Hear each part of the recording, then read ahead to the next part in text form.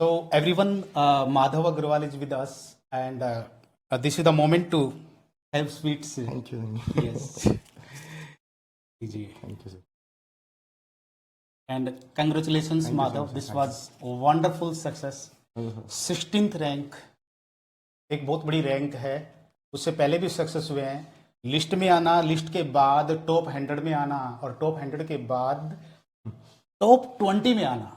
Yes, sir. Right. Really इसके लिए जो है अच्छी कैपेबिलिटी लगानी पड़ती है. If I try to define Madhav, am I audible? If I try to define Madhav, Madhav means focus, Madhav means diligence, Madhav means hard work. Thank you so much, sir. Thank you. That is the Madhav before us. Right. एक person भी है, लेकिन तीन चीजों में define करूंगा माधव को. Focus was there, dedication was there, hard work was there. That was visible. Right. And Madhav will be guiding you और telling you his success story. Paper 1 कैसे किया, पेपर 2 कैसे किया. बिल्कुल sir. Right. And we will take your queries later. पहले वो अपनी पूरी स्ट्रेटेजी बता देंगे, क्या स्टडी किया, क्या स्टडी नहीं किया, आपने क्या एरर किया वो भी बता दीजिए. बिल्कुल, ताकि रिपीट ना करें. बिल्कुल. ठीक है. ओके. राइट माधव. ठीक है, yes okay. Yes, you can come here. Okay. आप खड़े होके बता सकते हैं. हाँ सर, ठीक है. आप अपना लैपटॉप रख सकते हैं यहाँ पे.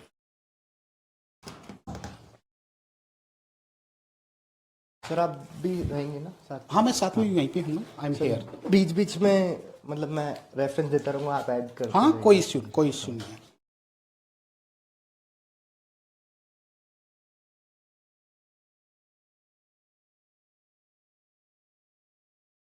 Hello everyone, am I audible right? जो वीडियो देख रहे हैं एक बार थम्स अप कर दो. ओके. वॉल्यूम वगैरह is fine. Thank you so much for coming to this session. बहुत अच्छा लग रहा है एक बार सर से भी मिलके. Physically I have met him before also. After my third attempt एक बार मैं आया था सर से मिलने की और कैसे बढ़ाऊँ इसको, क्योंकि कॉमर्स में एक जिज्ञासा लगी रहती है कि इसको और इम्प्रूव करें और आगे बढ़ें. तो उसकी जो स्ट्रगल में सर बिल्कुल मेरे साथ थे हमेशा. Thank you Madhav, thank you. और ज़्यादातर पढ़ाई तो मेरी ग्वालियर से ही हुई है, ऑनलाइन मीडियम से. बट सर को जब भी मैंने कॉल किया है या फिर मैसेज ड्रॉप किया है तो डायरेक्ट रिस्पांस आता था सर का कि सर गाइड करते थे, ये मटेरियल करना है, इस तरीके से आगे बढ़ना है. तो एक वो ज़रूर बहुत हेल्प रही है. थोड़ा सा लाउड. हाँ ठीक है. एक बेसिक मेरा इंट्रोडक्शन यही है कि मैं ग्वालियर से बिलोंग करता हूँ. मेरा बैकग्राउंड भी कॉमर्स और अकाउंटेंसी और फाइनेंस का ही है. मैंने सीए कंप्लीट किया था 2019 में, और अपना BCom in accounting and finance complete किया था मुंबई से, नारसी मुंजी कॉलेज. उसको एक्चुअली मिनी सीए ही कहा जाता है जो कोर्स है. तो उसी के साथ मैं सीए की पढ़ाई कर रहा था मुंबई में. तो उस टाइम पे तब मेरा इतना मन नहीं था यूपीएससी करने का. पेरेंट्स का थोड़ा ज़्यादा सपना था. बट मेरा सीए और इसमें पैशन था कि मैं नंबर्स और फाइनेंस के अराउंड कुछ करूं. तो उसको धीरे धीरे मैंने आगे बढ़ाया. सीए कंप्लीट किया, अपनी ट्रेनिंग भी ख़त्म करी, आर्टिकलशिप ट्रेनिंग बॉम्बे से. उसके बाद मुझे थोड़ा सा एक गैप रियलाइज़ हुआ कि मैं क्या योगदान दे रहा हूँ सोसाइटी को, अपने नेशन को. वो मैं मिस करता था अपने वर्क में. और उसके चलते धीरे धीरे मेरा मन हुआ कि मैं ग्वालियर में आया, अपने सीए पार्टनर से मिला. उन्होंने मुझे एक्साइट किया कि माधव तुम्हारे, मेरे ग्वालियर में उस टाइम सबसे अच्छे नंबर आए थे सीए में. तो बोला माधव तुम्हें यूपीएससी ट्राई करना चाहिए. तो वो जैसे हनुमान जी को उनकी शक्तियाँ याद दिलाई जाती हैं, उसी टाइप का मेरा मोमेंट था. और मैंने सोचा कि यार एक बार करना तो चाहिए, बाद में फिर रिग्रेट रह जाए कि कर लेते शायद हो जाता. तो एक ट्राई देना चाहिए. और मैं फैमिली में सबसे छोटा हूँ, तो एक मेरे ऊपर थोड़े रिस्पॉन्सिबिलिटीज़ भी कम थे. बड़े भैया थे, फादर्स थे जो दोनों मिलके संभाल रहे थे बिज़नेस. तो एक मेरे को थोड़ा सा इन्वायरमेंट अच्छा मिल गया कि मैं अटैम्प्ट दे पाया. और इसके अलावा मेरा ये 5th अटैम्प्ट था जिसमें मेरे को रैंक 16 मिला है. Last year it was my 4th attempt जिसमें 211 रैंक मिला था. और ग्रेजुअली मेरा थोड़ा थोड़ा प्रोग्रेस हो रहा था रैंक्स, मतलब अटैम्प्ट्स में. फर्स्ट अटैम्प्ट में मैं प्रीलिम्स रह गया था आधे नंबर से. उसी टाइम मैंने सर के टेस्ट सीरीज़ भी ले लिए थे कि शायद मेंस लिखूँगा. बट फिर उसका बाद में यूसेज किया था धीरे धीरे उसको इम्प्रूव करने में. फिर नेक्स्ट अटैम्प्ट मेंस दिया, तो मेंस मेरा 1 नंबर से रह गया था. तो फिर इंटरव्यू कॉल नहीं आया. लास्ट 3rd अटैम्प्ट भी मैंने इंटरव्यू दिया था, तो 3 इंटरव्यूज़ दिए मैंने. तो ये बेसिक मेरा बैकग्राउंड है। और क्यों मैंने कॉमर्स ऑप्शन लिया, ये बहुत ही एक नेचुरल चॉइस थी मेरे लिए, क्योंकि मेरा सीए और पूरे time he accountancy and finance का बैकग्राउंड रहा है। तो जिसका भी अगर इस फील्ड में बैकग्राउंड रहता है, तो यूपीएससी में ऑलरेडी आप इतनी डाइवर्स चीज़ें पढ़ रहे हो, तो मुझे ऐसा लगता है कि अगर आप कुछ एरिया आप अपने इंटरेस्ट का चूज़ कर लेते हो, जहाँ पे अगर पेपर सेटर ने थोड़ा बाहर भी पेपर सेट कर दिया अगर बाय चांस, तो आप, क्योंकि आपको कंफर्ट लगता है, तो आप उसे हैंडल कर लोगे। तो सीए और कॉमर्स का जो पढ़ाई था, ये मेरे लिए जीएस का थोड़ा बर्डन कम करता था। जब मैं बोर होता था कि यार मन नहीं लग रहा जीएस में, तो कॉमर्स वगैरह पढ़ के मुझे ब्रेक मिलता था एक अपनी मंडेन प्रिपरेशन से। इस बार मेरे मार्क्स 133 आए थे पेपर 1 में, और 131 आए हैं पेपर 2 में। लास्ट ईयर मेरे पेपर 1 में और अच्छे मार्क्स थे, 151 तक गया था आई थिंक। और पेपर 2 के मेरे मार्क्स इसी रेंज में आए, 127 से 131 तक। ये मेरा ब्रीफ उसका कॉमर्स का वो है। मेन मैंने जो कोचिंग है वो पेपर 1 के लिए, ऐसे पेपर 1 पेपर 2 के लिए डायरेक्ट ऐसे एकेडमिक स्टडी नहीं करी थी कोचिंग में, क्योंकि बैकग्राउंड ही फाइनेंस का था। प्लस मेरा एक यूपीएससी में आने का और ये कॉमर्स सब्जेक्ट चुनने का ये भी था कि यार इसमें इतनी मेहनत नहीं करनी पड़ेगी। तो मेरा उद्देश्य नहीं था स्टार्टिंग में कि मैं कोचिंग लूँ। तो जैसे कि मैंने पेपर 1 का आपको स्ट्रैटेजी बताऊंगा मैं। तो पेपर 1 में जैसे फाइनेंशियल अकाउंट्स है, तो उसमें सबसे पहले सर का ही जो मटेरियल है रैंकर्स का, उसको मैंने यूज़ करके खुद के नोट्स बनाए शॉर्ट। और जो पीवाईक्यू है और सिलेबस दोनों को आंसर करना चाहिए।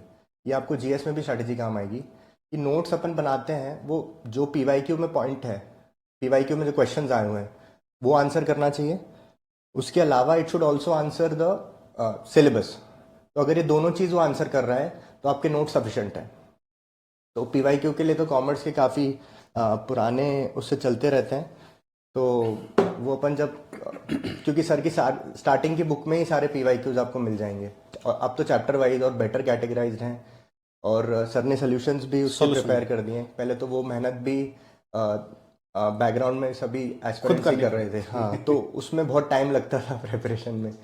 तो जब भी आप नोट्स बनाए तो उसका ज़रूर ध्यान दें कि अगर राइट शेयर्स का क्वेश्चन है, उस पर थ्योरी आ रही है, तो किस टाइप की थ्योरी उस पर आ रही है। उस पर शायद सिग्निफिकेंस की थ्योरी आ रही है, उसको मीनिंग, उसके लीगल प्रोविजंस एक्सप्लेन करने के लिए आ रही है, या फिर वो किस टाइप के डिफरेंसेस आता है। जैसे इस बार शायद राइट और बोनस शेयर्स का डिफरेंस पे क्वेश्चन आया था थ्योरी। तो इस तरीके से अगर आपके दिमाग में है कि यूपीएससी ये पूछ रहा है, और सर के मटेरियल में भी आपको सब चीज़ें मिल जाएंगी, तो इन दोनों को बेस रख के आप एक अपने शॉर्ट नोट्स बनाइए। ये ज़रूरी नहीं आप फर्स्ट आइटरेशन में बनाए, पहले आप अपना बेसिक पढ़िए। अगर आप क्लास कर रहे हैं तो क्लास करके, बट इसको आपको ज़रूर बनाना पड़ेगा एक। फिर आप धीरे धीरे जब आप रिवाइज करेंगे तो प्रैक्टिकल, क्योंकि पेपर 1 न्यूमेरिक क्वेश्चन भी बहुत आते हैं, तो एक आप फॉर्मूला शीट बनाएंगे अपनी, जो तो उसके लिए आपको कुछ अलग से मेहनत नहीं करनी है। जब भी आप रिवीजन के लिए बैठेंगे, एक पेपर साइड में लीजिए और फॉर्मूलाज आप साइड में लिखते जाइए।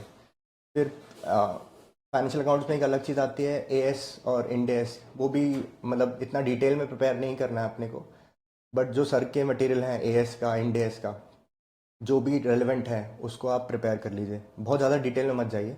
बट इसमें पेपर 1 का जो नेचर है, और फाइनेंशियल अकाउंट्स एफएम का भी, इसमें आपको बहुत ज़्यादा प्रैक्टिस करनी पड़ेगी। क्योंकि कोई भी, अगर मेरे को ऐसा लगता है कॉलेज का बच्चा यूपीएससी का कॉमर्स का पेपर देखेगा, उसको लगेगा कि यार ये तो मैंने भी पढ़ा है, अगर उसका सिलेबस ओवरलैप हो रहा है तो यार ये एरिया तो मैंने भी पढ़ा है। बट जब उसको 3 घंटे में करने बैठते हैं, तो जो टाइम क्रंच रहता है, उसके लिए एक्यूरेसी बहुत इंपॉर्टेंट है। क्योंकि numerical is a double edge sword. आपने अटेम्प्ट किया तो आपको 80-90% मार्क्स भी मिल सकते हैं उसमें, और आप नहीं रहे तो फिर आप शायद थ्योरी से भी नीचे चले जाएंगे, 50% से भी कम। तो उसके लिए बहुत ज़्यादा एक्यूरेसी के लिए बहुत प्रैक्टिस की ज़रूरत है, जिसमें मुझे लगता है कि पीवाईक्यूज़ का सहारा लेना बहुत अच्छा है। उसके बारे में और आपको डिटेल में बताऊंगा। एक टॉपिक था अमालगमेशन, उसको मैंने बहुत बेसिक लेवल पे ही प्रिपेयर किया था। यूट्यूब से ही कोई क्लास देख लिया था कि बेसिक अमालगमेशन का। तो ये मेरा ओवरऑल प्रिपरेशन था कि सर के नोट्स यूज़ करें, उससे अपने नोट्स बनाए। पीवाईक्यू जो सिलेबस को ध्यान, फाइनल अकाउंट्स किया था सर। बट फाइनल अकाउंट्स का सर मैंने आगे बताऊंगा सर। पीवाईक्यू की प्रैक्टिस हम एक ग्रुप में करते थे, तो उस टाइम पे सर वो क्वेश्चंस, क्योंकि 2015-16 में आया था सर, 15 तक है, उसके बाद नहीं है। तो 15 का सर क्वेश्चन उठाया, मैंने देखा यार ये तो 12th क्लास में भी कर लेते थे। राइट। बट उसको जो टाइम लिमिट है उसमें करना, उसके सारे शेड्यूल्स बनाना, दोनों balance sheet, statement of profit and loss बनाना, आई थिंक वो it's almost next to impossible कि आप उसको एक्यूरेटली कर लो। तो जब आप पीवाईक्यू की प्रैक्टिस करते हो तब आप ज़रूर समझते हो कि ये क्वेश्चन ईजी दिख रहा है, बट क्या इसका आंसर मैं पेपर पे लेके आ पाऊंगा विद इन 22 मिनट्स, 20 मिनट्स, जो भी उसका टाइम डिवीजन है। तो ये पीवाईक्यू प्रैक्टिस से आप बहुत जल्दी सीखोगे कि वो क्वेश्चन, क्योंकि बहुत क्वेश्चन ईजी दिखेंगे। और फाइनेंशियल अकाउंट्स में ऐसा होता है सर, कोई क्वेश्चन दिखता है फिर लास्ट में लिख देते हैं last draft 4 years general entries, हाँ, या फिर draft balance sheet before and after. तो इस टाइप के क्वेश्चन मुझे थोड़ा सा ऐसा लगता है कि जब से नई बैलेंस शीट है ये थोड़ा अवॉइड सा करना चाहिए। थोड़ा सा, क्योंकि आपके पास चॉइस तो है ही, अगर फंस रहा है तो आप वेल एंड गुड, आपकी प्रैक्टिस रहेगी, आप कर भी लोगे, बट एग्जाम सिचुएशन में मैं अवॉइड करूँगा। तो ये मेरा कॉल रहेगा फाइनेंशियल अकाउंट्स में। कॉस्ट अकाउंटिंग में भी सिमिलर था, सर के नोट्स से पीवाईक्यू सिलेबस सब किया, और सर के मटेरियल से ही क्वेश्चंस प्रैक्टिस करे थे मैंने, क्योंकि सर का जो मटेरियल है उससे एक लेवल ऑफ डिफ़िकल्टी वो मेंटेन्ड है कि किस लेवल ऑफ डिफ़िकल्टी के क्वेश्चन सर यूपीएससी में आ रहे हैं और किस लेवल ऑफ डिफ़िकल्टी की मटेरियल सर ने लिया है, तो मैं उसी को प्रैक्टिस करता रहता था। और सिमिलरली जो मेरा, क्योंकि सीए का बैकग्राउंड था, तो इंटरमीडिएट वगैरह का थोड़ा मटेरियल जो रहता था ऑनलाइन निकाल लिया, तो जो इंपॉर्टेंट टॉपिक्स जैसे मार्जिनल कॉस्टिंग, स्टैंडर्ड कॉस्टिंग, तो इन सब चीज़ों को आप मतलब थोड़ा एडिशनल प्रैक्टिस कर सकते हैं आप। तो सर ने भी और क्वेश्चन ऐड कर दिए उस टाइम पे, क्योंकि जो आप, अगर आपको कॉलेज का कोई मटेरियल आपको लगता है कि वो बेनिफिट करेगा तो उसको आप यूज़ कर सकते हैं।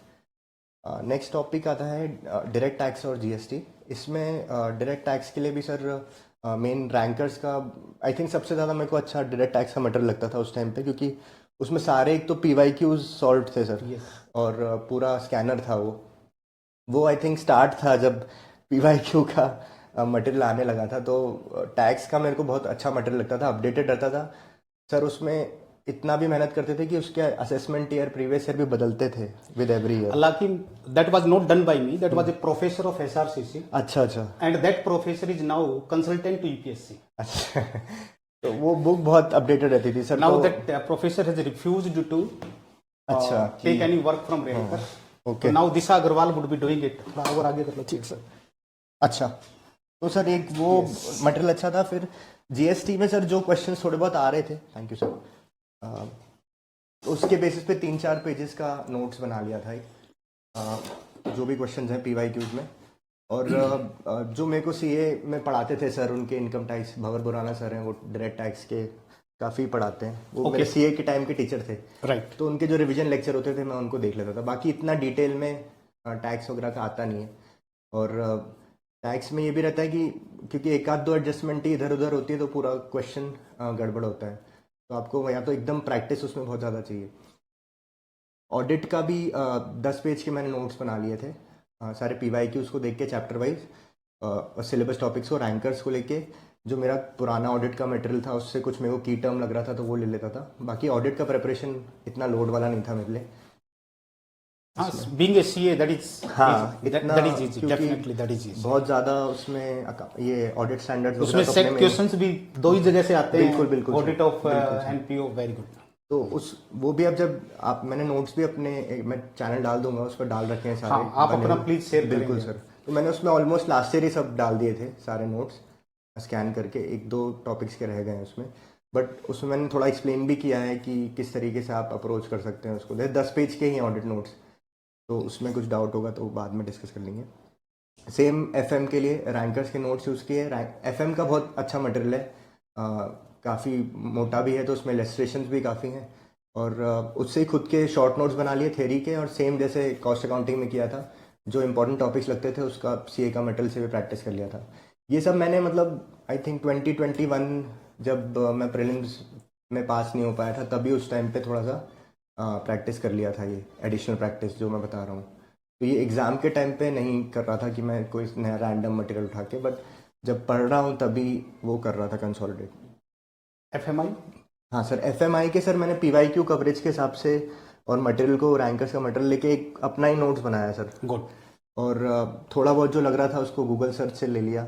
और क्योंकि क्वेश्चंस थोड़े से सर बीच में करंट के ट्रेंड आया था, बाकी सर क्वेश्चन जनरिक हैं। तो और वैल्यू एडिशंस का आई थिंक इसमें थोड़ा सा स्कोप रहता है। आप म्यूचुअल फंड्स की बात कर रहे हैं तो आपने AMFI की वेबसाइट खोल लिया, association of mutual funds of India जो है, उसमें सपोज मैंने एक लाइन देखा था कि 10, बहुत इजी है स्टैट याद करना, कि 10 साल में म्यूचुअल फंड्स इंडस्ट्री 6 गुना बढ़ गई है। तो इसको लिखना बहुत आसान है, 10 साल में 6 गुना बढ़ गई है बस। शायद इस बार क्वेश्चन भी आया था, trends in mutual funds. Correct, हाँ, trends in insurance. Okay, insurance में लास्ट ईयर सर जब 23 का पेपर था उसमें म्यूचुअल फंड में आया था। राइट। तो और इस तरीके से आप कर सकते हैं VC इन्वेस्टमेंट्स पे, या फिर सेबी वगैरह ने किस पे पेनल्टी लगाई है सर, जो मटेरियल शेयर भी करते हैं करंट अफेयर्स, उसमें आप डाल सकते हैं कि पावर्स ऑफ सेबी आप डिस्कस कर रहे हैं, तो उसमें आप एक एग्जांपल कहीं पे लिख सकते हैं कि सपोज। वैसे हिंदू में इनफ करंट अफेयर आ जाता है। हाँ हाँ सर, उससे भी कर लेते हैं। बिजनेस पेज, हाँ, FMI का काफी करंट है। Correct correct sir. नेक्स्ट मतलब ये पेपर 1 का ओवरऑल था कि मैंने क्या क्या मेरे सोर्सेज थे। तो जनरली रैंकर्स का मटेरियल था, PYQ और सिलेबस का कवरेज अपने को करना है। जहाँ पे स्कोप था एडिशनल प्रैक्टिस का, कि लगता है थोड़ा सा एडिशनल प्रैक्टिस कर लेंगे अपार्ट फ्रॉम बुक, तो वो मैंने CA के मटेरियल से किया था। CA में IPCC लेवल का? हाँ हाँ सर, जो प्रैक्टिस मैनुअल मिल जाते हैं। मेरा भी पुराना मटेरियल तो मेरे पास ऐसे था नहीं। वहाँ पर जो होता है ना रिविजनरी टेस्ट पेपर, वहाँ से क्वेश्चंस आते हैं। हाँ हाँ, RTP से क्वेश्चन देखा है मैंने। आते हैं। अब तो हमने वहाँ से कवर करना भी शुरू कर दिया अपने नोट्स में, RTP तो से क्वेश्चन। वो सर एक ऐसा लगता था उस टाइम भी कि थोड़ा और प्रैक्टिस कर लो। डेफिनेटली होना चाहिए। न्यूमेरिकल्स में तो कॉपी होता है क्वेश्चन, कहाँ से होता है वो आपको अपना एरिया बढ़ाना पड़ेगा। मेन फिर सर अब जैसे पेपर 1 का ये था, पेपर 2 में भी मैंने स्टार्ट किया था जैसे रैंकर्स मटेरियल से, और पेपर 2 की शायद मैंने क्लासेस नहीं ली थी, टाइम क्रंच भी था और GS पे भी फोकस कर रहा था। शायद उस टाइम पे मुझे क्लास ले लेनी चाहिए थी 2 की, बट फिर मैंने खुद से ही स्टडी किया था, तो मेरे को कॉन्सेप्ट्स इतना ज़्यादा समझ नहीं आ रहे थे। तो और एक सर थे CA, मतलब वो दूसरे कोचिंग में पढ़ा रहे थे, गौतम सूद सर थे, वो तो अब पढ़ाते नहीं है। तो उनके थ्रू मैंने थोड़ा सा पेपर 2 की अपनी अंडरस्टैंडिंग को बढ़ाया था और अपने नोट्स बनाए थे। तो वो सारे नोट्स भी मैंने एक बार डाल दिए हैं। गौतम सूद हमारे स्टूडेंट रहे।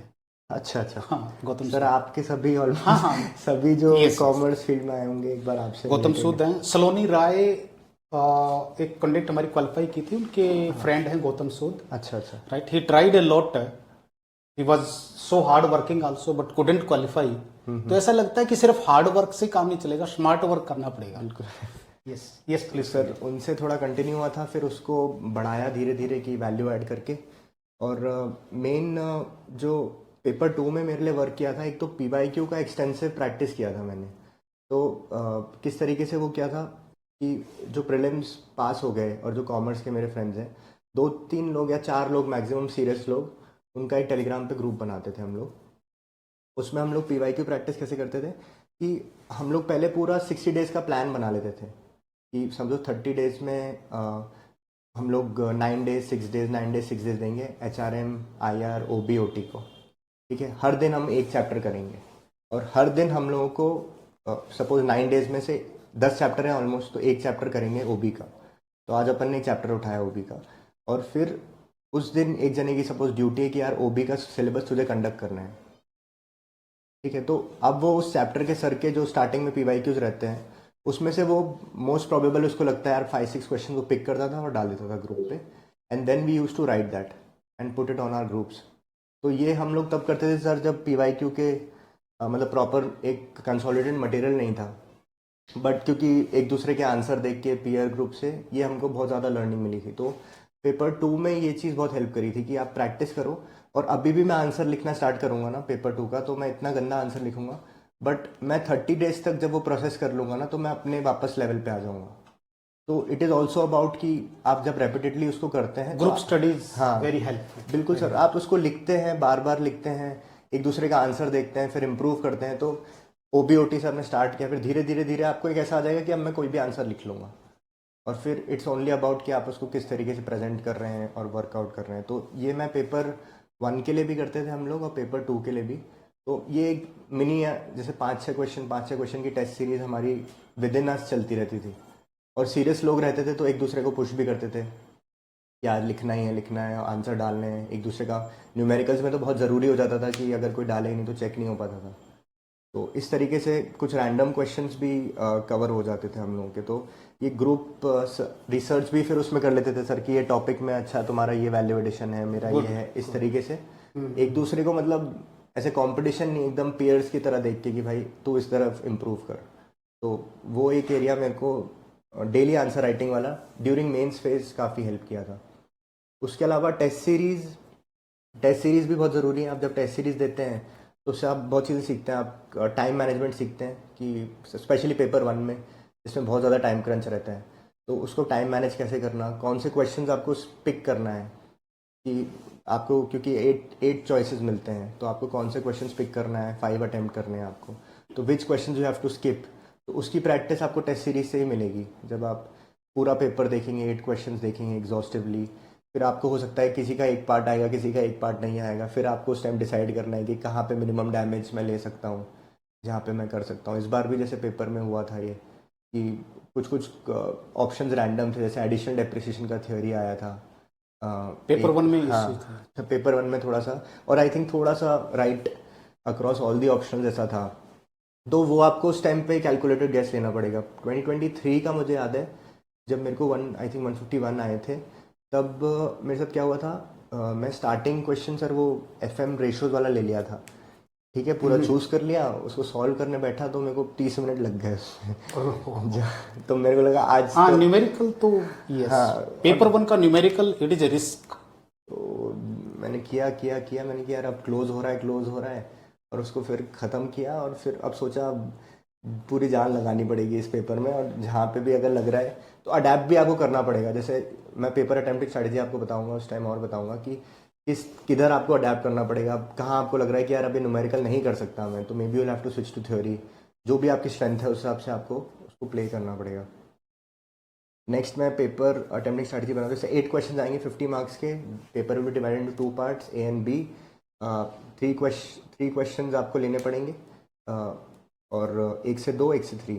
तो पेपर पार्ट ए का आपको पता होगा, पेपर 1 में structure almost everything is clear about structure. और पेपर 1 में सबसे बड़ी गलती होती है कि आप ये सोचते हो कि न्यूमेरिकल पेपर ही है, बट आप जब आप एक्चुअल पेपर करने बैठोगे आपको रियलाइज होगा कि इट्स ऑलमोस्ट 50-50%, या फिर even sometimes theory is more. Theory 160-70 theory करना पड़ता हाँ, है। करना ही पड़ेगा सर, क्योंकि 100 मार्क्स के तो शॉर्ट नोट्स हैं, वो थ्योरी है और कंपल्सरी। आपने 3 क्वेश्चंस प्रैक्टिकल भी लिए तो उसमें 10 या 15 मार्क का तो आपको नीचे मिलेगा ही, एक सी पार्ट में यस, थ्योरी। तो इसमें थ्योरी आप इग्नोर नहीं कर सकते, और प्रैक्टिकल आप चूज कर रहे हो तो उसमें आपको एक्यूरेसी चाहिए। जो डेली प्रैक्टिस टेस्ट सीरीज का प्रेशर में करने में, उसमें आप इम्प्रूव कर पाओगे।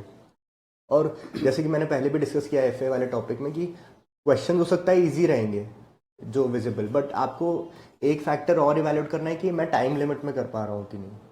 अपने को कोई पॉइंट नहीं है 30 मिनट्स 45 मिनट्स में अमेलगमेशन का क्वेश्चन करके आने में और आधा पेपर छोड़ने में, तो दैट इज़ फुलिशनेस। तो आप उसको अवॉइड करके आपको ये लिखना है, और ये आप जब प्रैक्टिस करोगे पीवाईक्यू तब आप रियलाइज़ कर लो। जैसे फाइनल अकाउंट्स के लिए मैंने रियलाइज़ कर लिया था ये चीज़ कि भाई ये शायद मेरे लिए 15-17 मिनट्स में with all the formats with everything labeled properly is not possible for me. yes, final accounts also, Amalgamation also it requires lot of practice. yes, cash flow, fund flow, उसमें भी थोड़ा इशू रहता है। अगर वो उसकी अब फिर कुछ एरियाज आपको थोड़ा ज़्यादा प्रैक्टिस करके करने कि पड़ेंगे। ये सेफ्टी के लिए मेरे पास रहे। एफएम को तो स्ट्रॉन्ग करना ही पड़ता है। बिल्कुल सर, बिल्कुल। यस, तो जैसे मैं सर ने बताया, जैसे अमेलगमेशन फाइनल अकाउंट्स, ये थोड़ा सा मैं सोच के चलता था कि ये मेरे को अवॉइड करना है, तो उसके चक्कर में मेरे को एफआई स्ट्रॉन्ग करना पड़ता था। यूजुअली स्टूडेंट्स ट्राई करते हैं कि सेक्शन बी से 2 क्वेश्चन ले पाए, क्योंकि एफएम में एक तो क्वेश्चन शॉर्ट होते हैं, उनका डायरेक्ट आपको स्टेटमेंट बनानी है या फिर प्रेजेंट करना है, कुछ नोट्स देना है, कैपिटल स्ट्रक्चर का हो गया या फिर लेवरेज का क्वेश्चन हो गया। उतना टाइम नहीं लेते जितना अकाउंट्स का। Correct sir. तो वहाँ पे एक तो टाइम का एडवांटेज है, प्लस वहाँ पे बहुत ज़्यादा डिवियंस का रोल नहीं है, क्योंकि एडजस्टमेंट्स बहुत ज़्यादा वैसे नहीं होंगे जो आपने नहीं देखे होंगे, कंपेयर टू टैक्स का क्वेश्चन जिसमें एक कोई रैंडम एडजस्टमेंट आ जाए या फिर कोई स्पेशल इनकम आ जाए जिसमें आप कंफ्यूज हो जाओ। तो एफएम में वो स्कोप कम है, तो यूजुअली इंक्लाइन होते हैं एफएम की तरफ। अब जैसे ही आप एफएम की तरफ प्रैक्टिकली इंक्लाइन हो रहे हो, तो इट्स अ गिवन कि आपको एफएम और एफएमआई की थ्योरी उतनी ही स्ट्रॉन्ग करनी पड़ेगी, क्योंकि आप 2 क्वेश्चन जब उसके लोगे तो उसी के 2 क्वेश्चन ऑप्शनल के थ्योरी के भी लोगे। तो एफएम और एफआई की थ्योरी आपको स्पेशली थोड़ी और स्ट्रॉन्ग करनी पड़ेगी कि आप उसमें कुछ मिस आउट नहीं कर जाओ। तो पता चले आपने लेवरेज क्रिएट किया प्रैक्टिकल में, बट थ्योरी में आप मात खा गए, तो दैट वोंट मेक सेंस। तो उसको आप ध्यान रखिएगा कि अगर आप सेक्शन बी की तैयारी कर रहे हैं, वैसे तो होलिस्टिक ही रहेगा पूरा, सेम पेपर 2 में मेरे को ऐसा लगता है टाइम का इतना इशू नहीं आता है कंपेयर टू पेपर 1। आप काफ़ी स्मूथली लिख सकते हो। एक इसका बेनिफिट ये भी है क्योंकि जैसे सर पीएसआर वगैरह में 4 पेज मिलते हैं सर 20 Yes. मार्क्स के लिए। ओके। अपने को सर 15 मार्क्स और 20 मार्क्स के लिए 3 पेज 3 पेज ही मिलते हैं।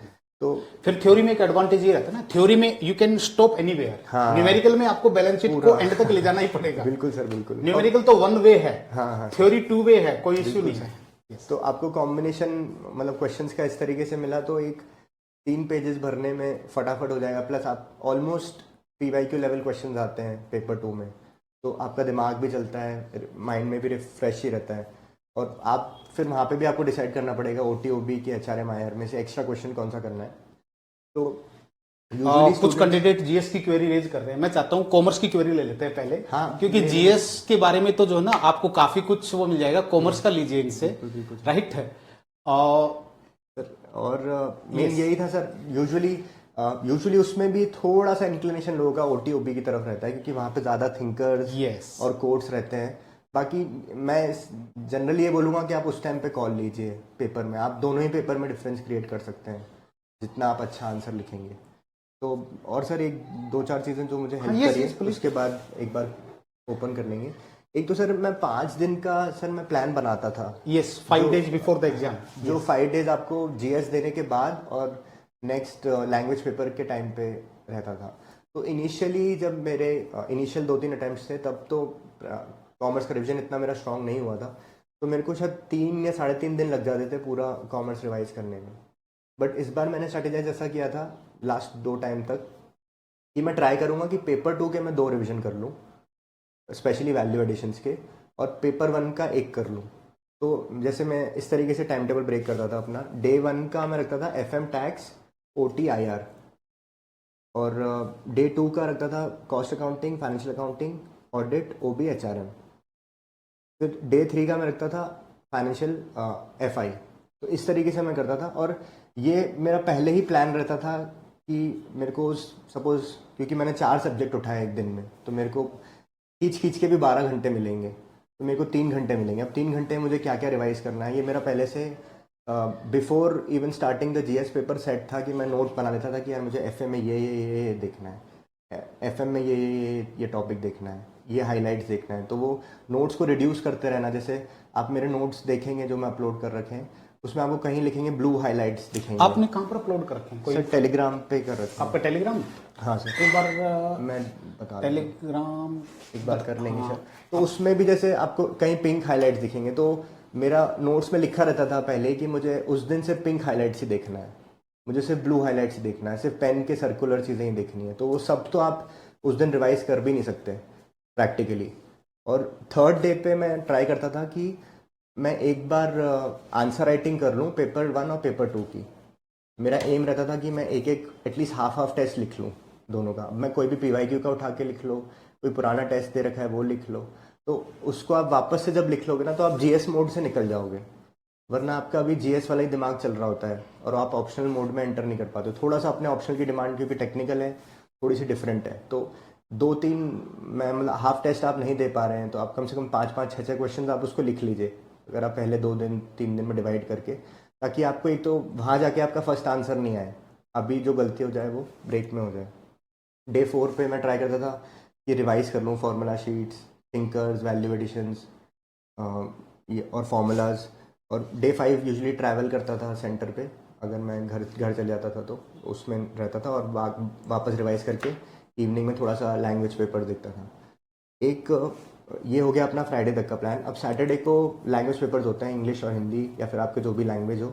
अब उसमें भी 1 घंटा मिलता है, जब आप 12 बजे एक पेपर ख़त्म करते हो और अगला पेपर 2 बजे है, तो उस टाइम पे आप ज़्यादातर हिंदी इंग्लिश तो नहीं पढ़ रहे होंगे क्योंकि इतना आपको स्ट्रेस नहीं रहेगा उसका। तो उस टाइम पे भी 1 घंटा आप निकाल लीजिए कि मैं ओटी ओबी रिवाइज कर लूँगा, आधा घंटा ओबी, इस तरीके से सेट कर लीजिए। फिर सैटरडे को जब आप आएंगे तो आप एक तो बहुत टायर्ड भी होंगे, प्लस आपके पास मैक्सिमम 4-5 आवर्स होंगे, तो उसमें आपने अब फाइनल रिविजन जो देना है 1 घंटा एफए, 1 घंटा ओटी ओबी को दे दिया आपने मिला के, हाफ एन आवर फटाफट क्विक, 1 घंटा एफए सी टैक्स को दे दिया, सुबह उठ के आपने हाफ एन आवर में ऑडिट और वो देख लिया एफआई। तो इस तरीके से आपको स्ट्रेटेजाइज करना पड़ेगा पूरा टाइम सेट जो आपके हिसाब से अडेप्टेबल हो। ये मेरे लिए वर्क किया। कुछ हो सकता है आपको कुछ आपका वीक एरिया उसको आप थोड़ा ज़्यादा टाइम दीजिए, किसी से कम करिए, उस तरीके से ये प्लान कर सकते हैं। कोशिश करें कि उन 5 डेज में वीक एरिया को नहीं पढ़ा जाए, हाँ हाँ हाँ सर, एडवांस में अपने वीक एरिया आइडेंटिफाई बिल्कुल करके बिल्कुल उनको रेडी सर, करना है। बिल्कुल। और सर इसमें एक रहता है कि पेपर वन में क्योंकि आप साल भर प्रैक्टिस करते हैं, जैसे मैंने सीए का मेटल प्रैक्टिस किया था 2021-22 में, फिर सारे इलस्ट्रेशन सर के प्रैक्टिस कर रखे हैं बुक के और एक्स्ट्रा भी, और टेस्ट दे रखे हैं बहुत सारे। तो अब क्या ये ह्यूमनली पॉसिबल है कि आप उसको वापस से रिवाइज कर लोगे उस दिन पे? बिल्कुल भी नहीं है, ना पेपर वन में ना पेपर टू में। तो बहुत इंपॉर्टेंट है कि आप एक लर्निंग की शीट बनाएं अपनी साथ साथ। जैसे आपने टेस्ट सीरीज़ दिया, तो टेस्ट सीरीज़ में आपने ये क्वेश्चन आज आया, तो इसका ये ट्रीटमेंट मैंने किया था, बट ये गलत है, इसको इस तरीके से करना है। तो उस क्वेश्चन का निचोड़ आपका 4 लाइन में आ गया है। अब उसको आप 4 साल भी बाद भी अगर वो क्वेश्चन आएगा, उसमें वो सिमिलर एडजस्टमेंट आएगी, तो आप उसको क्रैक कर लोगे।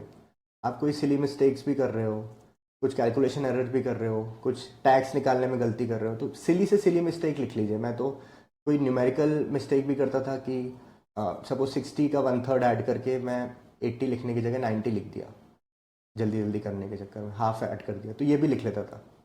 हाँ, अपनी एरर्स लिख लेनी हाँ, चाहिए। पेपर वन में न्यूमेरिकल जब आप सोल्व कर रहे हैं, हाँ सर, मैक्सिमम 500 न्यूमेरिकल्स आप सोल्व कर रहे हैं, आउट ऑफ 550-60 में आपको कुछ इश्यूज होंगे, करेक्ट, तो वो इश्यूज नोट कर लेने चाहिए। बिल्कुल बिल्कुल सर। तो इसकी आपकी एक इतनी बढ़िया शीट बन जाएगी लर्निंग्स की, जो जैसे ही आप उठाएंगे और रिवाइज करेंगे एग्जाम के पहले, तो आप सेम लेवल ऑफ नॉलेज के पहुंच जाएंगे जो आपने क्यूमुलेटिवली 3 इयर्स 4 इयर्स में आपने जो मेहनत करी है, फिर आपके जो अटेम्प्ट में करी है।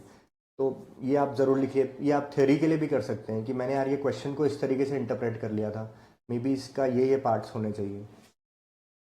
और एक सर जो मेरे को हेल्प करती थी चीज़, सिमिलर चीज़ यही सर, मैं वॉइस क्लिप्स बना लेता था खुद को पढ़ाते हुए चीज़ों की। तो जैसे बहुत सारी चीज़ें टैक्स में ऐसी होती हैं, जैसे पेंशन का ट्रीटमेंट कभी कभी बहुत ट्रिकी होता है। उस टाइम पे आप समझ जाते हो, फिर शायद 2 महीने बाद जब किताब उठाओगे फिर से आपको 2 घंटे लगाने पड़ेंगे उसको समझने के लिए। या फिर इनकम फ्रॉम हाउस प्रॉपर्टी हो गया, ये आज आप समझ गए वैकेंसी, रेंट और सबका कॉन्सेप्ट, बट शायद 1 महीने बाद बहुत टाइम लग जाएगा। तो आप मोबाइल उठाओ, अपना वॉइस रिकॉर्डर ऑन करो और 3-4 मिनट में खुद को वो पढ़ा दो कि भाई। मैं भी वॉइस रिकॉर्डर यूज करता हूँ। कोई पार्टिकुलर टॉपिक क्लास में जाने से पहले, जैसे परसेप्शन है, तो परसेप्शन के ऊपर मेरा अपना 5 मिनट का वॉइस रिकॉर्डर है। मैं क्लास में जाते समय गाड़ी में बैठे बैठे सुन लेता हूँ कि हाँ परसेप्शन पे ये बोलना है। ठीक क्यूज मिल गए, उसके बाद तो पूरी क्लास सही बात है वो तो। अभी तो sir last year I think 2 साल से आपने भी सारे अभी क्विक रिवीजन पॉडकास्ट जो है रिलीज कर दिए। हाँ, पूरे कॉमर्स में क्विक रिवीजन पॉडकास्ट अवेलेबल है, अपने सभी स्टूडेंट के पास है। अब हम उसको यूट्यूब पे भी डाल रहे हैं फॉर एवरीवन। बिल्कुल सर। तो ये आपके खुद के नोट्स के लिए भी करता था मैं। पेपर 2 के भी नोट्स जैसे पढ़ते पढ़ते, जैसे आप जो भी पढ़ रहे हैं आप वॉइस रिकॉर्डर ऑन कर दो बस, फोन पे या लैपटॉप पे। टफ एरियाज या फिर जैसे आप पूरे आपके नोट्स हैं सपोज 30-40 पेजेस के, आपने उसको पढ़ते जा रहे हैं, आप सिर्फ थिंकर्स पढ़ते जा रहे हैं कि अच्छा परसेप्शन आएगा तो मैं ये 4-5 थिंकर्स लिखूंगा, ये आएगा तो ये लिखूंगा, ये आएगा तो ये लिखूंगा। इसकी रिकॉर्डिंग बन रही है। अब किसी दिन आपका हो सकता है आपका पढ़ने का मन नहीं कर रहा है, तो आपने सिर्फ रिकॉर्डिंग सुन ली अपनी, तो आपको थोड़ा रिवाइज हो जाएगा। टेस्ट के पहले आपने अपनी रिकॉर्डिंग सुन ली। लर्निंग शीट का ये भी एडवांटेज है कि आपने टेस्ट के पहले उसको देख लिया। तो ये सारी चीज़ें करने से बहुत सारी चीज़ें आपकी ऐसा लगेगा बाद में मेहनत नहीं होगी। अल्टीमेट अपना प्लान क्या है कि उस दिन जब संडे को पेपर आएगा मेरे को उधर डिलीवर करना है, उसके लिए आप उस मेंटालिटी से आप तैयार करिए कि मैं उस 5 दिन में कैसे मेरा रिवीजन ईजी हो जाए, उस दिन मैं कैसे क्यूमुलेटिव नॉलेज अपनी वापस लेके आ पाऊँ, पीक पे आ पाऊँ। पीक परफॉर्मेंस मेरी पहले नहीं आनी चाहिए, धीरे धीरे ग्रेजुअल करके उस दिन डिलीवर होनी है। तो ये वॉइस क्लिप्स आपको हेल्प करेंगी। एक सर ने भी ये मेथड बताते हैं सर रिवीजन का, एक तो मैक्रो टू माइक्रो जाने का, सर ने लास्ट ईयर भी शेयर किया था। और ये इस तरीके से एक्टिव रिकॉलिंग का मेथड भी सर 10x रिवीजन क्वालिटी, मैंने एक वीडियो बनाया 10x रिवीजन। बुक से रिवाइज करने के बजाय अपने माइंड से रिवाइज कीजिए, क्योंकि हमारी माइंड में मेमोरी होती है ऑलरेडी। अगर हम ब्रेन को दोबारा कहेंगे तुम रिवाइज करो बुक से, तो ब्रेन रिवाइज नहीं करेगा, राइट? अपने ब्रेन से रिवाइज कीजिए। 10x रिवीजन क्वालिटी के नाम से मैंने डाल रखा है और टेलीग्राम पे डालता रहता हूं। वो फास्ट भी है, क्विक भी है और मोर स्टेबल भी है। उसमें सर बेसिकली मैं जैसे अब टॉपिक लेके बैठूंगा, समझो अपन ने मैनेजमेंट ऑफ चेंज टॉपिक उठाया, तो उसमें मुझे क्या क्या आ रहा है? सबसे पहले चेंज की डेफिनेशन याद आ रही है, लेवल ऑफ चेंजेस याद आ रहे हैं, कि टाइप्स ऑफ चेंजेस आ रहे हैं, internal internal external, causes of change होंगे, क्यों कॉजेज चेंजेस होते हैं, फिर कैसे अपन चेंज को एक्सेप्टेबल बना सकते हैं, ये आ रहा है। अभी मैं मैक्रो सब बात कर रहा हूँ। फिर कर्ट लुइन का आपको प्रोसेस याद आ जाएगा, फोर्स फील्ड मॉडल हो गया, इस तरीके से आपको मिसलेनियस चीज़ें याद आएंगी। गुड। अब इसमें आप फिर अंदर जाओगे, अच्छा डेफिनेशन में क्या लिखूंगा मैं, ये मुझे याद आ रहा है। अच्छा टाइप्स ऑफ चेंज में क्या है, अच्छा कोई डायग्राम याद आ रहा है क्या, इसमें मैं बना सकता हूँ, कोई कोट याद आ रहा है क्या, कोई वैल्यू एडिशन, कोई एग्जाम्पल मेरा आ रहा है क्या। अब जैसे अमेजोन का आपने एग्जाम्पल लिख दिया, चेंज एजेंट थे, उन्होंने बुक स्टोर से पूरा अमेजोन खड़ा कर दिया A to Z, तो he was a change agent. आपने इसको दिमाग में रख रखा है आपने कि आप कहीं यूज़ करेंगे कॉर्पोरेट एग्जाम्पल के थ्रू, तो ये आप रिकॉल करिए। और फिर जो जो आप एरिया भूल रहे हैं ना, उसको आप सर्कल करिए कि यार मैं टाइप्स ऑफ चेंजेस भूल गया, ये एरिया में भूल गया, सर्कल उसको लिख लीजिए एक जगह कि यार इस टॉपिक में मैं ये भूल रहा हूँ, तो अब आप उसको रिवाइज करिए, तो आपका रिविजन बहुत अच्छा हो जाएगा और आपको साइंटिफिकली बेटर है। हाँ, और आपको कॉन्फिडेंस भी बहुत आएगा कि यार मेरे को 70% तो याद ही है, बस मेरे को 30% का ही रिवाइज करना था। और रिवाइज का मतलब ही बहुत गलत समझते हैं इसमें। सब लोग क्या कर रहे हैं, री रीडिंग कर रहे हैं, नोट्स उठाया री रीड कर लो, ये रिविजन नहीं है। रिविजन मतलब रीविजन, आपके विजन के सामने आना चाहिए वो। जब मैंने बोला टाइप्स ऑफ चेंज या causes of change, ways to make change acceptable, तो आपके दिमाग में आना चाहिए अच्छा हाँ 1 2 3 4 5 6 ये पॉइंट्स हैं, रादर देन आपने वेज टू चेंज पढ़ लिया, अच्छा हाँ ये कम्युनिकेशन कर लिया, ये कर लिया, ये कर लिया, बट माइंड में कुछ एक्स्ट्रा नहीं जा रहा। जब आप माइंड को स्ट्रेस देते हो कि अच्छा यार वेज ऑफ चेंज क्या है, पेपर में तो वही होगा, वेज ऑफ चेंज आएगा, वहाँ पे स्ट्रेस दोगे फिर लिखोगे, तो वही आप प्रैक्टिस कर रहे हो बैठ के। तो जब भी आपको लगे, ये स्पेशली पेपर 2 पेपर 1 की थ्योरी में आपको बहुत हेल्प करेगा कि आप लेके बैठ गए और अपने ऑलमोस्ट सारे चैप्टर स्ट्रक्चर्ड ही हैं। कोई भी आप टॉपिक उठाओ, उसमें मैक्रो पहले लिख लो, फिर माइक्रो में चले जाओ। कभी कभी तो ऐसा होगा आप माइक्रो भी भूल जाओगे कि एक पार्ट ही भूल गया मैं पूरा चैप्टर का। तो अगर अपन अभी यहीं भूल रहे हैं तो फिर एग्जाम प्रेशर में उसको कैसे निकालेंगे। तो आप धीरे धीरे फिर आपकी मेमोरी में वो इंट्रेंच हो जाएंगे बहुत बेटर तरीके से, और इसी से आपके रिविजन्स भी क्विक होंगे। क्योंकि अगर आप सोचो बार बार पूरा रिवाइज कर लोगे, वो पॉसिबल नहीं है।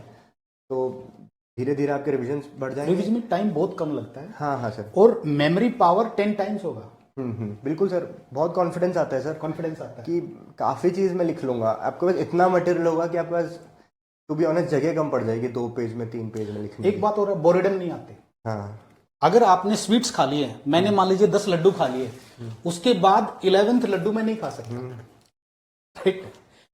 सेम है, ऑलरेडी आपके माइंड में नॉलेज है, मेमोरी है, फिर आप दोबारा किताब से डाल रहे हो, वो डलेगा ही नहीं। आप बैठे बैठे जो है किताब को देखोगे लेकिन आगे बढ़ेंगे नहीं। Yes, continue. तो ये रिवीजन टेक्निक आप यूज़ कर सकते हैं। सेम ये जीएस में भी यूज़ कर सकते हैं। कोई टॉपिक आपने उठाया, एथिक्स का हो गया, गवर्नेंस का हो गया, कि ई गवर्नेंस का टॉपिक है, अच्छा ई गवर्नेंस टॉपिक में क्या क्या याद है, ARC 11th रिपोर्ट में लिख सकता हूँ क्या, और क्या क्या types of changes, types of e governance models क्या होते हैं, प्रॉब्लम्स क्या है इंडिया में, गवर्नमेंट के क्या स्कीम्स हैं, क्या सोल्यूशन हैं, वे फॉरवर्ड्स हैं, बेस्ट प्रैक्टिसेस क्या हैं ई गवर्नेंस के अराउंड। कुछ PYQ याद आ रहा है क्या ई गवर्नेंस का जिसको मैं यूज़ कर सकता हूँ, कुछ ऑनरेबल प्राइम मिनिस्टर कोई स्टेटमेंट है ई गवर्नेंस पे, कोई फैक्ट है। आप इसको जब तक उसको ब्रेनस्टॉर्म करोगे बैठ के, तब आपके दिमाग में वो बैठती जाएंगी चीज़ें, और फिर आपका रिवीजन मटेरियल कम कम कम कम होता जाएगा, विच विल बी पॉसिबल कि आप 2-3 घंटे में ही फाइनेंशियल अकाउंट्स आपने रिवाइज कर लिया इस तरीके से। तो ये आपको हेल्प करेगा। एक सर भी बताते हैं, थोड़ा सा जो प्रैक्टिकल साइड है उसमें थ्योरी का एलिमेंट लाना, और थ्योरी क्वेश्चन है उसमें अगर पॉसिबल है प्रैक्टिकल का साइड लेके आना। तो अगर जॉब कोस्टिंग पे थ्योरी क्वेश्चन आया है तो उसमें आप ट्राई करिए, प्रोफोमा बना दीजिए उसका, जॉब इलस्ट्रेशन दे सकते हैं तो इलस्ट्रेशन दे दीजिए। और जहाँ प्रैक्टिकल क्वेश्चन है डायरेक्ट है FM का, आपने जल्दी उसको कर लिया तो थोड़ा सा उसका थ्योरी कंटेक्स्ट आप कुछ दे सकते हैं, तो वो आपको बेनिफिट करेगा। बट ये सब आपको with in the time limits करना है। ऐसा नहीं कि 7 मिनट्स अगर आपको मिल रहे हैं शॉर्ट नोट के लिए तो आपने 10 मिनट जाके किया, then it won't add value. आपको उसी को आपकी प्रैक्टिस में लाना है। तो सर यही है मेजर चीज़ें जो मुझे लगता है। क्वेरीज ले लें। बिल्कुल बिल्कुल। क्वेरीज यहाँ पर the cost benefit ratio of reading news paper पर ही नहीं, कॉमर्स की क्वेरी लेते हैं पहले, क्योंकि GS में तो फिर बहुत वाइड एरिया है, स्क्रॉल डाउन नहीं हो रहा।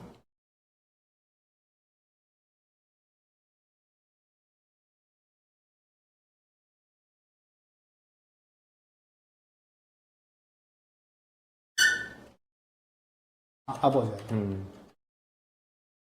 आई थिंक सर यहाँ ये जीएस स्ट्रेटजी नहीं, एंथ्रोपोलॉजी भी नहीं।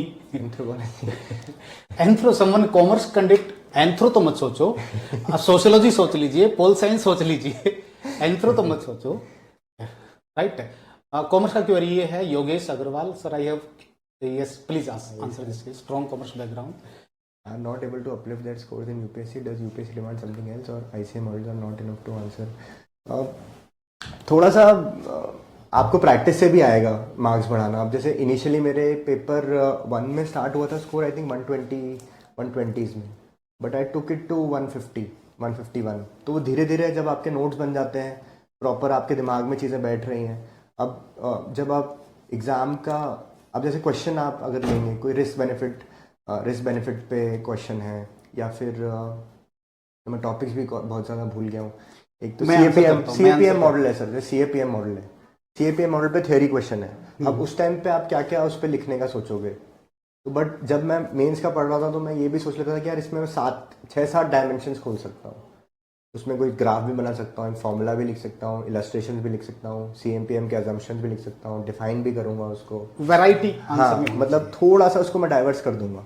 तो इस तरीके से आप उसको बढ़ाओगे कि आप ब्रेनस्टॉर्म करो, अच्छा ये PYQ में मैं ये लिख सकता हूँ, ये लिख सकता हूँ, ये पार्ट लिख सकता हूँ।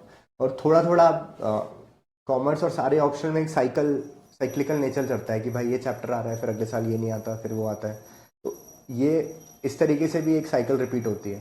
तो जो आपको लग रहा है इस बार मोस्ट एक्सपेक्टेड क्वेश्चन, सर भी हाईलाइट करते हैं वो, तो मोस्ट एक्सपेक्टेड क्वेश्चंस को आप, ऐसा नहीं है कि बाकी को छोड़ना है, मोस्ट एक्सपेक्टेड क्वेश्चन को थोड़ा ज़्यादा प्रिपेयर कर लेना है कि भाई उसका मेरा स्ट्रक्चर भी दिमाग में है। अगर कॉस्ट ऑफ कैपिटल WACC पे क्वेश्चन आएगा तो मैं इस तरीके से डायग्राम बना दूंगा, इस तरीके से फॉर्मूलाज लिख दूंगा, इस तरीके से इक्वेशन लिख सकता हूँ, इस टाइप का कंक्लूजन दे सकता हूँ। तो आप उसको ब्रेनस्टॉर्म कर सकते हैं ज़्यादा, बट बाकी सबको भी अपने को ऑलमोस्ट सेम इम्पोर्टेंस देना है। और थोड़ा सा मैं और कहना चाहूंगा, UPSC रिटन के मार्क्स डाउन कर रहा है। कुछ सालों पहले जो 1000 मार्क्स आते थे रिटन में, लास्ट ईयर 900 आए थे, इस ईयर टॉपर के मार्क्स 841 या 850 हैं। बिल्कुल सर। देखिए, लीगली UPSC इंटरव्यू के 15% से ज्यादा मार्क्स नहीं कर सकता। मुझे नहीं लगता ये सुप्रीम कोर्ट की गाइडलाइंस है क्या है। अच्छा सर। लेकिन प्रैक्टिकली UPSC क्या कर रहा है, टॉपर के जो मार्क्स है उसमें 22% या 23% इंटरव्यू का है, और जो लास्ट रैंक है उसका 30% प्लस जो मार्क्स है वो इंटरव्यू के हैं। अच्छा। तो UPSC ने क्या किया है, रिटन में मार्क्स को सप्रेस कर दिया है। इस बार आप टॉपर के मार्क्स देखेंगे पोल साइंस में 280, सेकंड टॉपर के 269, ठीक है, थर्ड टॉपर के 291, फोर्थ के 270 के आसपास हैं, कॉमर्स में भी 275 आए हैं। तो योगेश अग्रवाल, मैं ये नहीं कहूंगा कि कॉमर्स में मार्क्स कम आ रहे हैं, 280 के सामने 275 कोई कम स्कोर नहीं है। सेकंड टॉपर के हैं 269, राइट है सर। और आपको एक कंफर्ट जोन भी देखना पड़ेगा कि अगर आपका मेरा कॉमर्स में कंफर्ट जोन है, मैं क्यों ही एक 10-15 नंबर में भी मैं इसमें बढ़ाना मेरे लिए इजी है कंपेयर टू एक पूरा नया ऑप्शनल चूज करना। मैं सोशल उठा लूँ, एंथ्रोपोलॉजी ले लूँ, तो वो मेरे लिए प्रैक्टिकल था ही नहीं। तो ठीक है, नंबर कम आ रहे हैं, बट अपने को इसी उसमें परफॉर्म करना है और बढ़ेगा नंबर। जैसे लास्ट ईयर मेरा 150 आया, तो पेपर 1 में जा सकता है 150 तक। उसके पहले AIR 2 आई थी मैम, उनका 150 आई थिंक पेपर 2 में था। पेपर 2 150, हाँ, तो पेपर 2 में भी जा रहा है। गरिमा लोहिया आप, हाँ, गरिमा मैम, पेपर 2 150, पेपर 1 125। तो अब ऐसा नहीं है कि ओवरऑल किसी पेपर में अगर बाउंड्री थी तो पूरे में ही कैप लग जाता ना, बट आप शायद उसको क्यूमुलेटिवली नहीं कर पा रहे। शायद मैम पेपर 2 में इतना 1 में अच्छा नहीं कर पाए, मैं शायद 2 में नहीं कर पाया। तो वो सिचुएशनल है, आप उस टाइम पेपर में क्या रह रहा है उस पर करें। राइट। नेक्स्ट है मटेरियल फॉर पेपर 2, डिस्कस कर लिया सर, तो डिस्कस कर लिया। नेक्स्ट है sir, what about using tips and tricks to crack prelims को एक बार छोड़ दे, पहले कॉमर्स की क्वेरी ले लें प्लीज। ठीक है, if one prepared one topic and want to write test and get the same evaluated, how one can do. बता सकते हैं रैंकर्स क्लासेस की आप चैप्टर वाली टेस्ट सीरीज ले सकते हैं, कंप्लीट टेस्ट सीरीज ले सकते हैं, वी आर हैविंग ऑप्शंस, या आप अपने ग्रुप में कीजिए ना ये काम। You should have a group of 2 to 3 persons.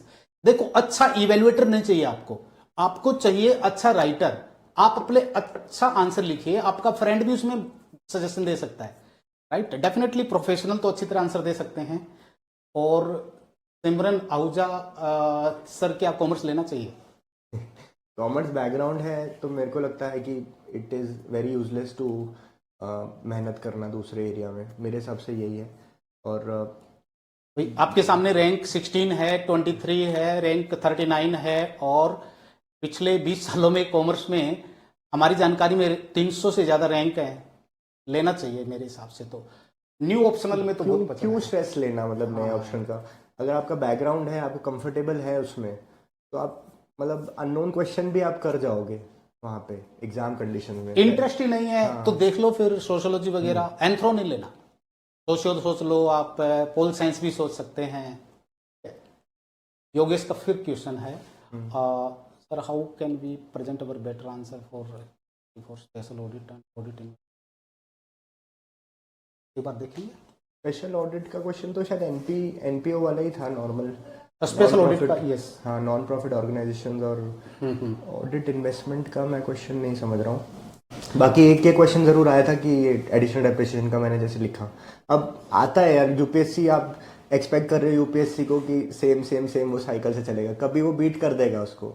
Last year उसने ऐसा ही किया ना, एकदम ऑफ ट्रेंड क्वेश्चंस पूछ लिए जो नहीं आने चाहिए थे उस साल, मेरे जितना मैं एनालाइज किया था। सर ने भी देखा होगा, तो ऐसा होगा ही, उनका पूरा राइट है उनको किस तरीके से करना है। जैसे प्रीलिम्स में भी ऐसा होता है, बट ऑप्शन में सबसे बेनिफिट है एक तो आपके पास चॉइस रहेगी, तो आप मिनिमाइज कर सकते हो अपना डैमेज कि यार ये एरिया मेरे को बिल्कुल ही नहीं आता, तो मे बी आप उस क्वेश्चन को स्किप करोगे। इस तरीके से आप प्ले आउट कर सकते हो उसमें। और जितना आप पीवाईक्यू प्रिपेयर करोगे, जितना प्रैक्टिस करोगे, आप अनसीन क्वेश्चंस भी खेल जाओगे विद योर 85% सिलेबस को बहुत अच्छी तरह से कर रहे हैं ना। बिल्कुल बिल्कुल। तो और वैसे भी एक चीज और मैं कहूंगा, अगर 100% आता भी है तो पेपर 1 में डिलीवर करना मुझे लगता है, हाँ सर, टाइम का इशू बहुत ज़्यादा है उसमें। और क्योंकि वो प्रैक्टिस से ही आएगा आपको, जितना आप पीवाईक्यू प्रैक्टिस करोगे, टेस्ट सीरीज आप लिख रहे हो, उससे आपको और बेनिफिट हो जाएगा। सर भी क्वेश्चन डालते हैं जो आपने मे भी नहीं समझे हो कभी, तो उसको आप किस तरीके से हैंडल कर रहे हो। पहले तो सर पेपर 2 में 2-3 शॉर्ट नोट ऐसे आते थे जो बिल्कुल ही सर के ऊपर से जाते थे, अब एटलीस्ट वो बंद हो गया है। पेपर 2 में मतलब सारे सिलेबस ओरिएंटेड डायरेक्ट वाली चीज़ें आती हैं जो प्रॉपरली लिखी हुई हैं। पहले बहुत बैलेंस स्कोर कार्ड वगैरह ये सब। हम कॉमर्स के क्वेश्चन आंसर ये है, Varshita can you can launch some daily answer writing initiative? Sir का होगा ही सर। अच्छा, रैंकर्स का है definitely. How can you make a group? तो आप ग्रुप बना लीजिए, यहीं पर अपने ग्रुप का लिंक शेयर कर दीजिए ना। Anyone make group and share the link, यहाँ पर ज्वाइन कर लेंगे अदर्स। ठीक है, अभी शेयर कर दीजिए, कोई इशू नहीं है। कॉमर्स का थोड़ा सा एंडेंजर्ड या क्रिटिकली एंडेंजर्ड स्पीशी है जो मिलती इजीली नहीं मिलती, बट आपका जैसे कहीं पे भी आएंगे, आप कोई भी कोचिंग में जाएंगे, जीएस में भी जाएंगे, यहाँ पे भी, तो 2-3-4 लोग भी आपको मिल जाएंगे, काफी हैं। ज्यादा लोग आपको मैनेज भी नहीं कर पाओगे आप। मैं तो सिर्फ 2-3 लोगों के साथ करता था, ऑलमोस्ट तीनों सिलेक्टेड हैं अभी। अच्छा, इन्होंने और कौन कौन थे आपके ग्रुप में कॉमर्स के? कमलेश था, कमलेश। अच्छा, कमलेश कुमावत। हाँ, कमलेश। एक अमिता भी थी सर। अमिता का लास्ट ईयर रिजर्व लिस्ट में हुआ सर। ठीक है, कोई नहीं। Okay, any other book do you prefer except rankers material and CA material? Majorly तो इससे हो जाएगा, जो आपको थोड़ा बहुत गैप लग रहा है आजकल, तो चैट जीपीटी से आप कुछ हेल्प ले सकते हो या फिर गूगल सर्च करके कर सकते हो। मेजर इससे हो जाएगा आपका। अब रैंकर्स में भी हम क्या है, वैल्यू एडिशन देते हैं, जैसे पावरफुल कोटेशंस, जैसे corporate examples, formulas and formats, ये सब और करंट अफेयर्स। हाँ, ये सब एकदम एंड में, मतलब चेरी वाला काम है ये। इसको स्टार्टिंग से ही मत लग जाना कि यार कोड्स याद करना है, वो करना है। ये अपने आप प्रैक्टिस से आपको आ जाएंगे और नेचुरली आपके दिमाग में बैठ जाएंगे कि किस तरीके से आपको कोड्स। मोहित बेद का क्वेश्चन है, इन paper 1 and paper 2 from which section you choose 2 questions out of 3? Paper 1 में जैसे मैंने बताया कि मैं ट्राई करता था एफएम के क्वेश्चंस पिक करने का, थोड़े वो शॉर्ट होते हैं, ईजियर होते हैं, डायरेक्ट होते हैं, तो उधर मेरे को एडवांटेज रहता था। पेपर 2 में मैं एग्जाम में डिसाइड करता था। बाकी जनरली ऐसा देखा गया है, लोग थोड़ा ओटी की तरफ लीन करते हैं। बाकी आप उस टाइम पे कॉल लीजिए, आई डोंट थिंक इतना डिफरेंस होगा। Lalit Singh, priority of paper 1 and 2 each subject in today's trend, priority of paper 1 and paper 2 दोनों ही है भाई, 250 नंबर दोनों ही देंगे आपको। वैसे मैं पेपर 2 की प्रायोरिटी एरियाज टेलीग्राम चैनल पर डाल चुका हूँ, पेपर 1 का डालने वाला हूँ। आप उसको कर लीजिए। पीवाईक्यू को पूरा एनालाइज करके किया है, right. And I am sure आपने प्रायोरिटी देखी होगी। हाँ, जो मैं भेजा है, गैस एरिया, गैस वर्क के नाम last year gas work.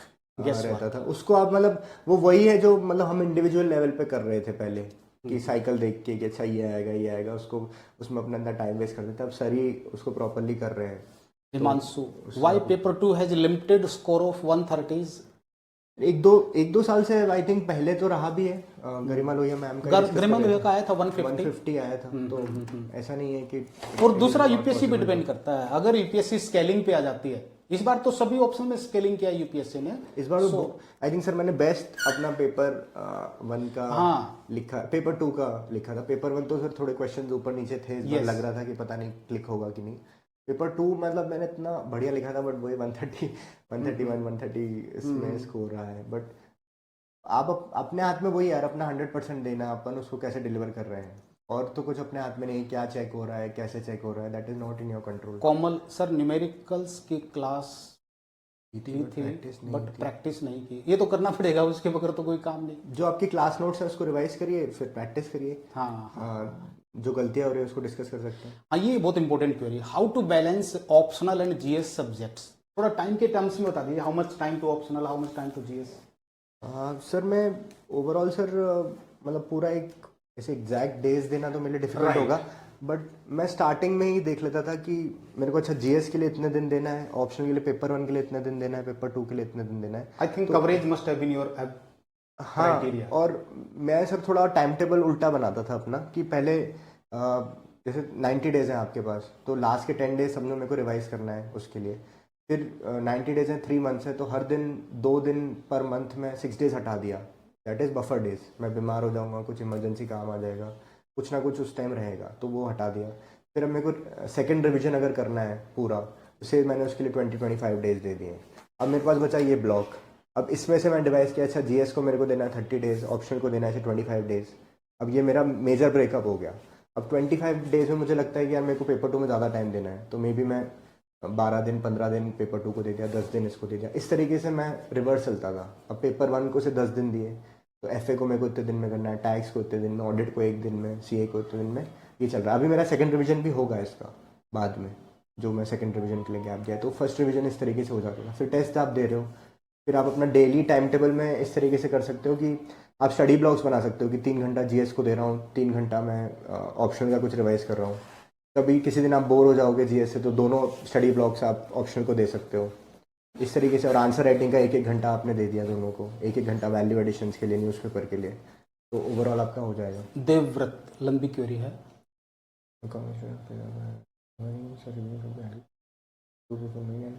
In how many days should we try to complete the successive revision? Successive revisions usually आप 1 या 2 रिविजन तो जितना कर पाओ बेटर है, बट आप 1 या 2 रिविजन अगर आपने जीएस के पहले कर लिए, 1 रिविजन आपका 5 दिन में हो जाएगा, तो 2 रिविजन आपके हो जाएंगे अपार्ट फ्रॉम फर्स्ट रीडिंग, तो ये बहुत बेटर रहेगा। और सक्सेसिव रिविजन मेरे हिसाब से आपका 50-60% टाइम में होना चाहिए, जितना आप अभी कर रहे हैं, तो तभी फर्स्ट रीडिंग के कंपैरिजन में 50%। 60% सर, एकदम 50 भी नहीं होता, हो पाता कभी कभी। 30 डेज में आपने किया तो मे बी 15 to 18 डेज आपको लग जाएंगे, फिर और 7 डेज में आप समझो 5 तक करना है ना आपको, तो 5 करिए, 5 से 10 20 30 इस तरीके से आप कुछ बनाइए कि आपका वो बने। Nirav, you have made your detail notes directly में शॉर्ट नोट डिटेल। नहीं, ये नोट मेकिंग का बहुत आइटरेशन चलेगी आपकी। अभी आप फर्स्ट नोट बनाओगे, आपको लगेगा ये बेस्ट नोट्स हैं दुनिया के, बट आप शायद पेपर लिखोगे, फिर आपको समझ में आएगा कि नहीं यार, इसमें ये कमी है, ये डालना है, इस तरीके से करना है, तो फिर आप उसका थोड़ा सा उसमें कुछ ऐड माइनस करोगे। फिर जब आपके पास 40-50 पेज 100 पेज के नोट्स हो जाएंगे, अब आपको लगेगा यार ये 100 पेज तो मैं 5 दिन में नहीं रिवाइज कर पाऊंगा, तो मे बी इसके मुझे की इंपॉर्टेंट पॉइंट्स लिखने पड़ेंगे, तो वो ऑन द गो चलेगा। जैसे आप सेकंड रिवीजन कर रहे हो, आप रिवाइज कर रहे हो, एक पेपर साइड में रखा है, अच्छा स्क्रिबल कर लिया ये इंपॉर्टेंट, या फिर हाईलाइट कर लिया। आपको तरीका खुद ही ढूंढना पड़ेगा अपने नोट्स का कि उसको आप कैसे रिड्यूस कर रहे हो, हर उसमें आपको करना पड़ेगा। ओके। त्रिलोचन ने हेल्थ इश्यू बताया है, उसको डॉक्टर से डिस्कस कीजिए। योगेश अग्रवाल का, sir do you share your notes? चलो नोट्स शेयर कर देंगे आप, टेलीग्राम चैनल जो ना मैं डाल दूंगा सर, आपको एक बार शेयर कर देता हूँ हाँ। व्हाट्सएप पे, इस पे चैट पे डल जाएगा सर। मुझे व्हाट्सएप कर दीजिए टेलीग्राम चैनल का ठीक लिंक, और मैं यहाँ पर शेयर कर देता हूँ।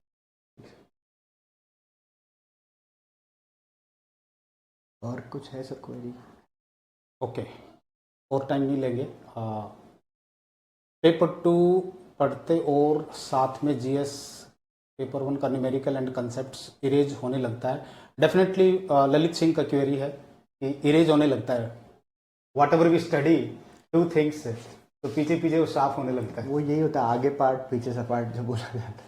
बट आप उसको मतलब जैसे ये बहुत एक्चुअली बहुत इंपॉर्टेंट क्वेरी है कि अपन पढ़ते जाते हैं। एक देखो जैसे अपन ने वॉइस क्लिप्स बना रखे हैं अगर, तो आपको वॉइस क्लिप्स ऐड करेंगे, शॉर्ट नोट्स हेल्प करेंगे, और एक ये स्पेस रिविजन का टेक्निक होता है।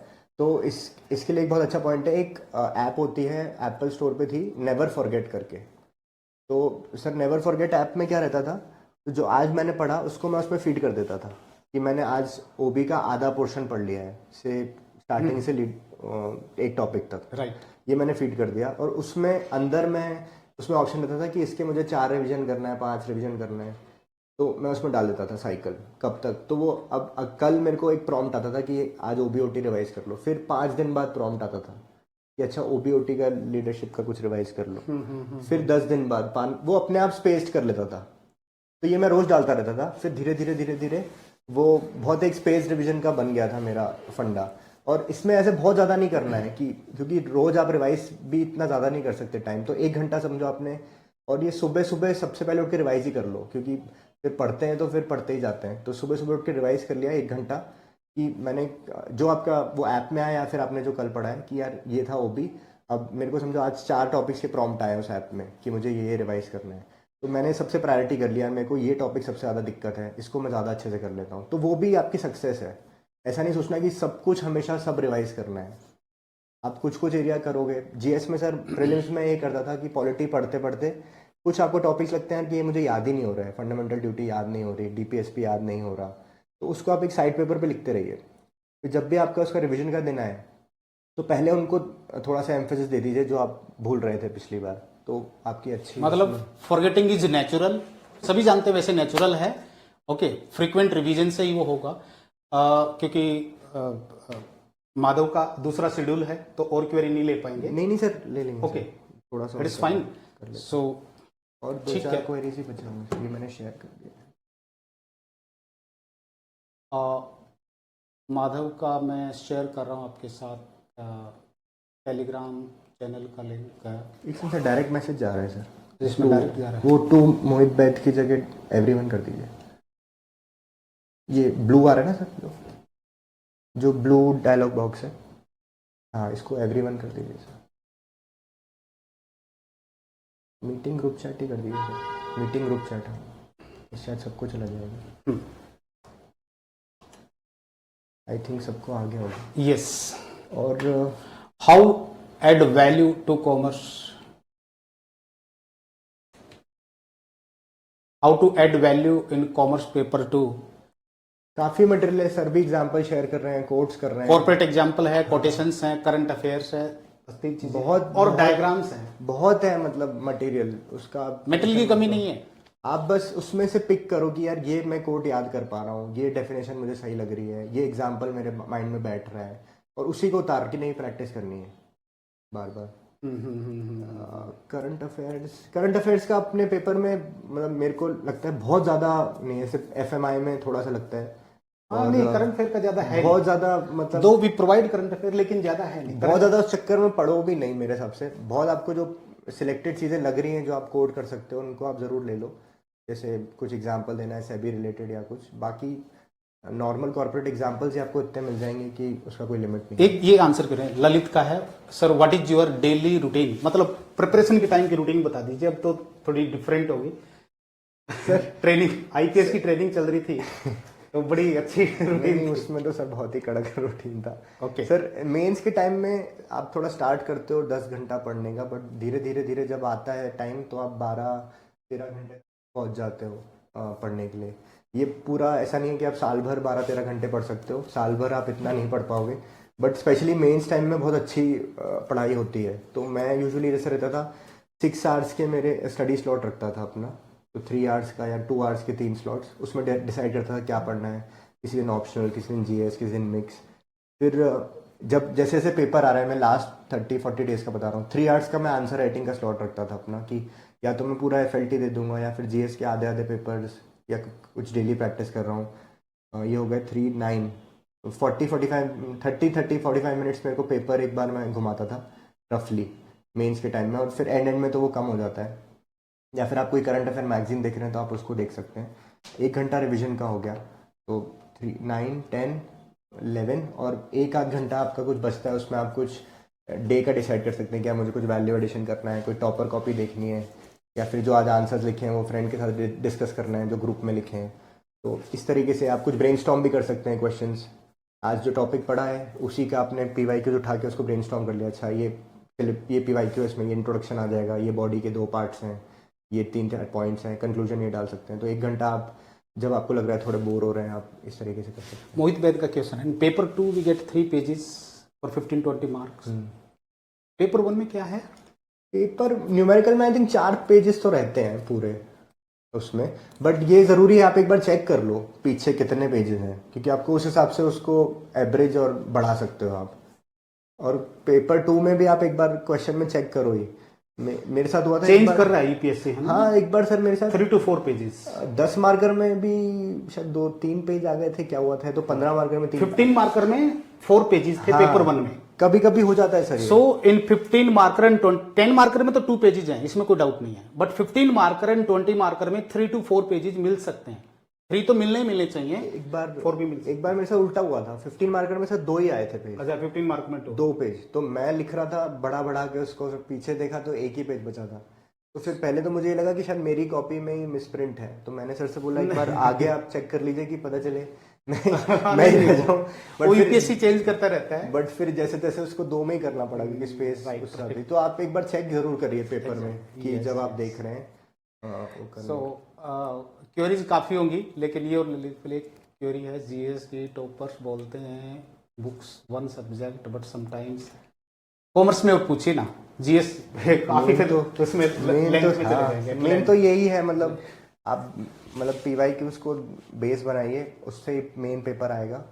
थोड़ा प्रैक्टिस पे फोकस करिए, अपने नोट्स बनाने का कोशिश करिए जो आपको एंड में हेल्प करे। एंड गोल को दिमाग में रखिए, अभी नोट्स ऐसे मत, एकदम परफेक्ट नोट्स भी नहीं बनेंगे स्टार्टिंग में। आप जो मेरे नोट्स भी देखेंगे उसमें 2-3 वर्जन्स आपको दिखेंगे कि ये एकदम शॉर्ट नोट्स हैं, ये फिर मेन नोट्स हैं जो फुल नोट्स हैं, जो जिसके शॉर्ट नोट्स वो हैं, तो मैंने लिख रखा है उसमें, आप देख लेना एक बार चैनल पे। तो एकदम से फर्स्ट टाइम में कुछ भी बेस्ट नहीं होगा, बट जैसे जैसे आप पढ़ोगे आपको उसका एप्लीकेशन, उसका यूसेज समझ में आएगा, तो फिर और प्रॉपर यूटिलिटी। एक चीज आप बता दीजिए, जो एरर आपने की वो बताएं कि वो एरर नहीं करे कैंडिडेट प्रिपरेशन में, ऐसा लगा कि ये मैंने एरर किया।